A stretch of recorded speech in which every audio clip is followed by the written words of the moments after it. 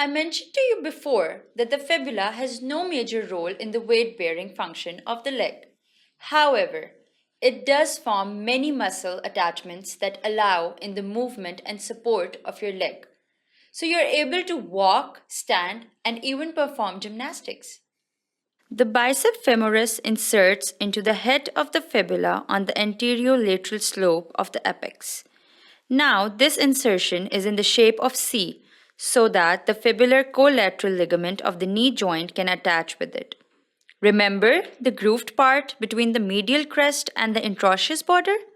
The tibialis posterior originates from this groove. Coming to the anterior border of shaft, the fibula have two important attachments: superior extensor retinaculum and superior peroneal retinaculum. These are the bands of connective tissues that provide support to the tendons.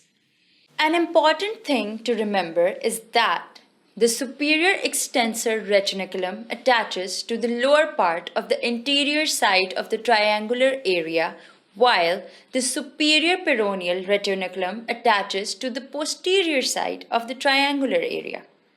To remember this, we can memorize that as P stands for peroneal, so P stands for posterior, and like this we can remember the side of attachment. The introsseous membrane is attached to the introsseous border. The triangular area above the medial surface of the lateral malleolus gives attachment to the introsseous tibiofibular ligament, the anterior tibiofibular ligament, and the posterior tibiofibular ligament.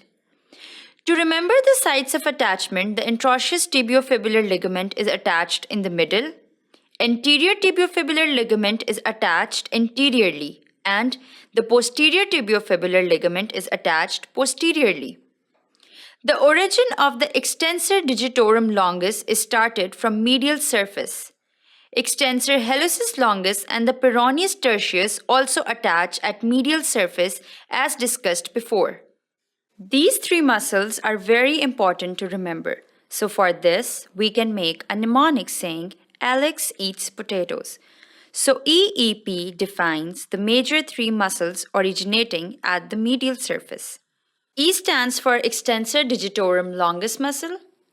The other E is called extensor hallucis longus muscle, and P stands for peroneus tertius muscle. Now, as we talked about peroneus tertius muscle, there is another muscle, the peroneus longus muscle, from its upper end 1/3 at lateral surface as well as half of the middle 1/3.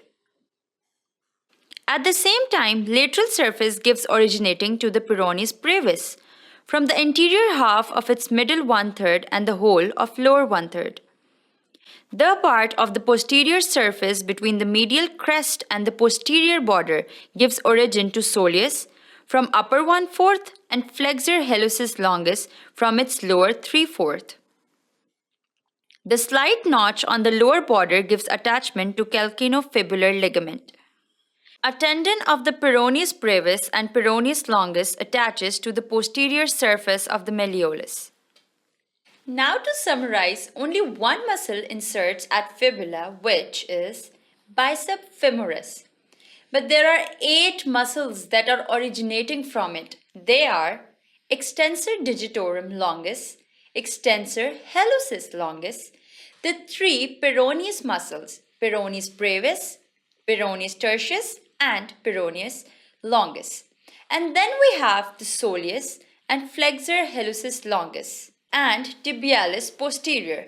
You can remember all these by a mnemonic, which is: the fox eat peas, potatoes, peach, except spinach, where T stands for tibialis posterior, F stands for flexor hallucis longus, E stands for extensor digitorum longus, another P peroneus longus, the next P peroneus tertius, Peach stands for peroneus brevis, E stands for extensor hallucis longus, and S here stands for soleus.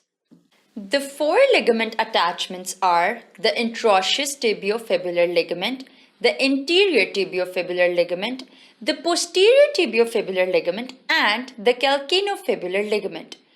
They all arise from different parts of tibiofibular joint, which is why they're named so. This was all about fibula. I really hope you guys enjoyed the lecture and that now you have a better understanding of this bone. If you have any questions or queries, please comment below.